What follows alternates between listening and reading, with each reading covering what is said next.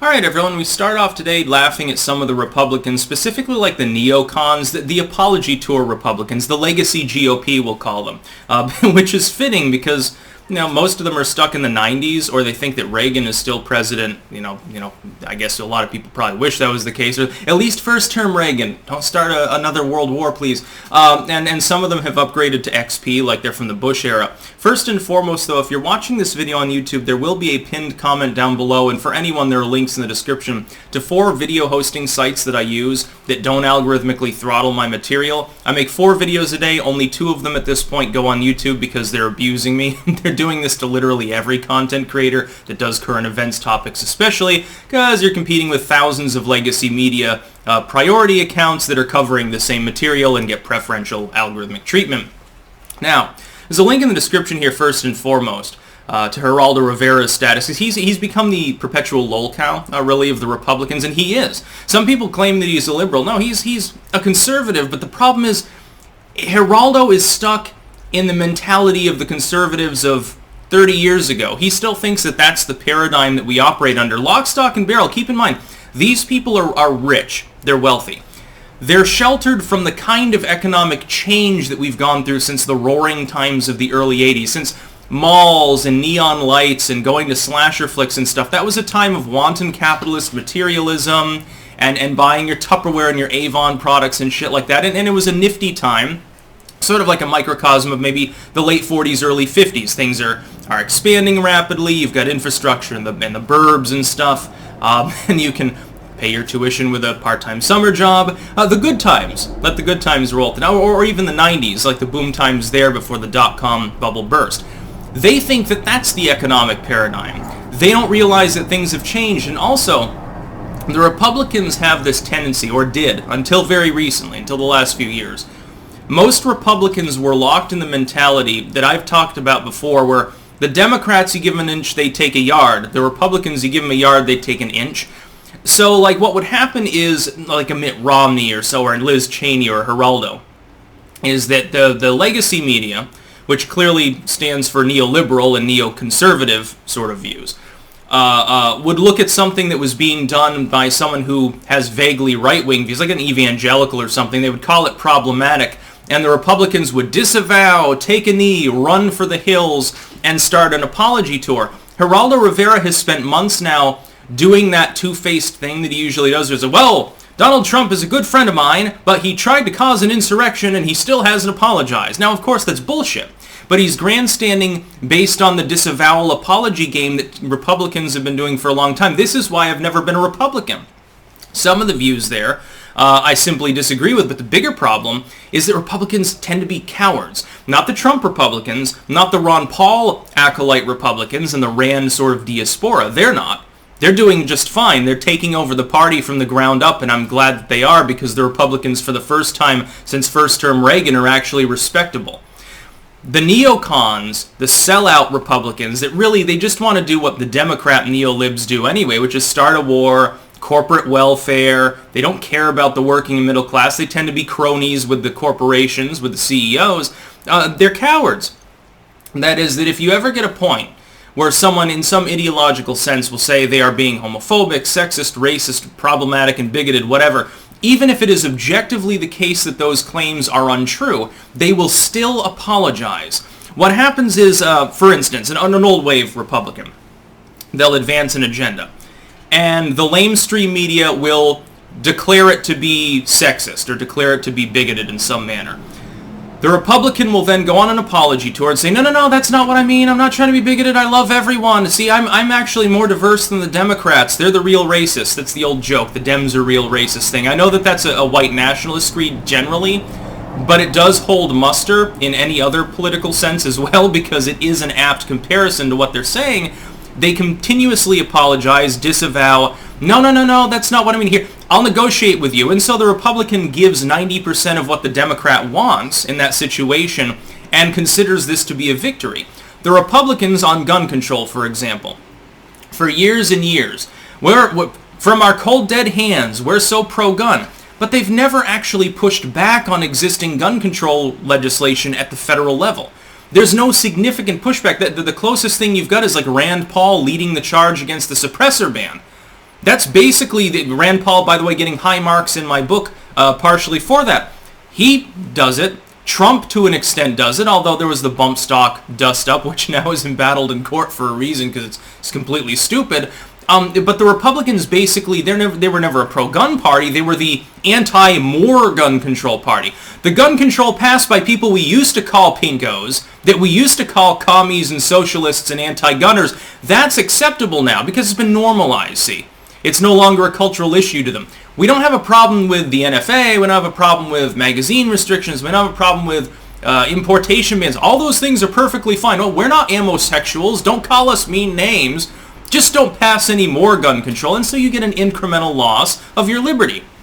On tech censorship, the Republicans a few years ago are all gung-ho, oh my God, we got to stop this, it's terrible. Where are they now? Ted Cruz occasionally pays lip service to the topic. Rand sticks to his guns. Trump does because he's personally affected. There aren't many Republicans raising a stink about the fact that a handful of tech monopolies have strangulated the public square and are literally attempting to censor lawful political speech in every possible manner in order to make more money and keep their established monopolies. The Republicans are like, well, please don't censor any other content creators. Keep the level of censorship at the level it's at now. It's okay that you banned Milo. That's all right because you've labeled him problematic and bigoted, so we don't dare defend him. Just don't ban Dave Rubin or something like that. And we see this over and over.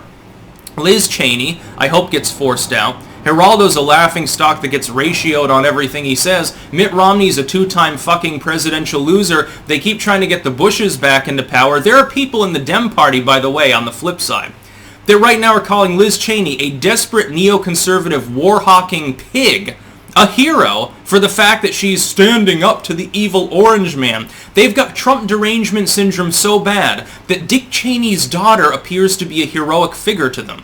Keep this in mind. These people are basically the same as Mitt Romney. There is no two-party with regards to this. This is why I want the populist, libertarian, fringe so-called, which is really at the lay people level, the majority of the GOP at this point, and a lot of independent voters, to win and overhaul the GOP. Finally, we'll have a two-party system. We'll have a choice. You can have the neoliberal/leftist schismatic Democrats, which can't even decide what they stand for. Biden says one thing, Pelosi says another, AOC says another, and at the end of the day all squabble together, while the mainstream media focuses on the handful of holdout neocons and declares that the Republican Party is in civil war, which is the most hilarious propaganda that I've seen all year. You can have them, or you can have a Republican Party where the big debate boils down to, do we want to be more libertarian or more populist with regards to our economic policies? Well, whoever wins, America wins at that point. They'll be far more palatable, but, as I said yesterday, this is prefaced on kicking more of the neocons out of the party. There is no need to have the big-name, donor-class Republicans held on to. If you're going to have a populist, libertarian-style upsurge of actual, like, first-term Reagan-style conservatism, Ron Paul light sort of mentality fused in, and then some of the Trump, trade war stuff, if you're going to fuse those together into a policy, that's a winner. That's a broad platform, a huge tent party that can draw in millions and millions of additional voters. The Republicans will knock it out of the park in the midterms and in 2024 if they move in that direction.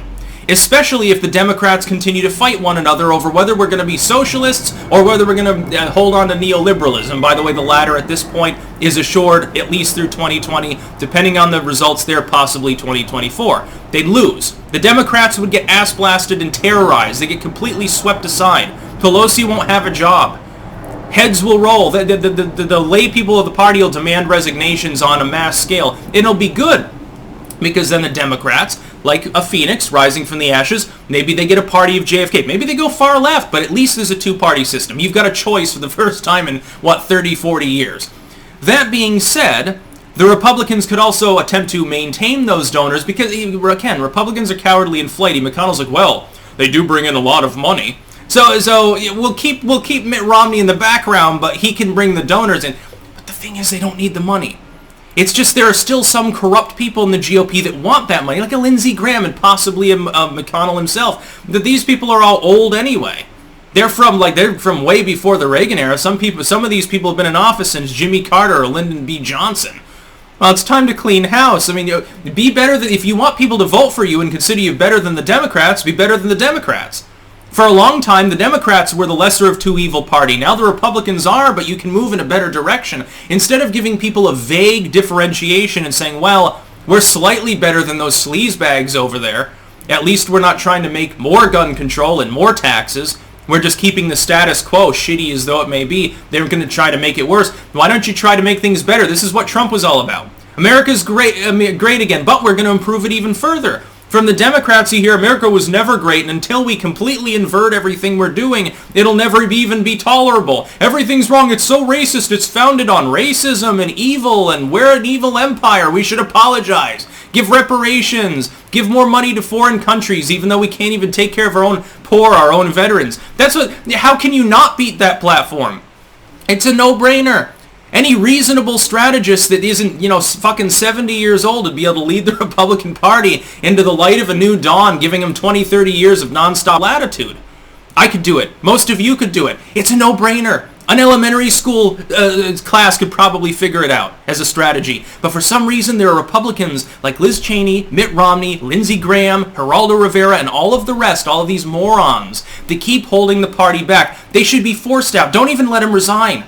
Rescind their membership of the party. Tell Mitt Romney, get lost. Go register as a Democrat or fucking resign. Be gone. Go away. You are the past. No voter under 50 takes Mitt Romney seriously. He lost twice. The man, he's just like, whoa, I think we ought to double Guantanamo. Yeah, that's going to get every millennial on board the GOP's platform. That's a real winner right there. How can you possibly not win against the Democrats when they're in the state that they're in right now is my question. Get rid of the cowards, force them out of the party, adopt populist libertarian policies, real civics, re-inject those into education, get rid of the wokeness, stop apologizing every time CNN calls you bad names, and tell them to fuck off. That's about all. Peace out.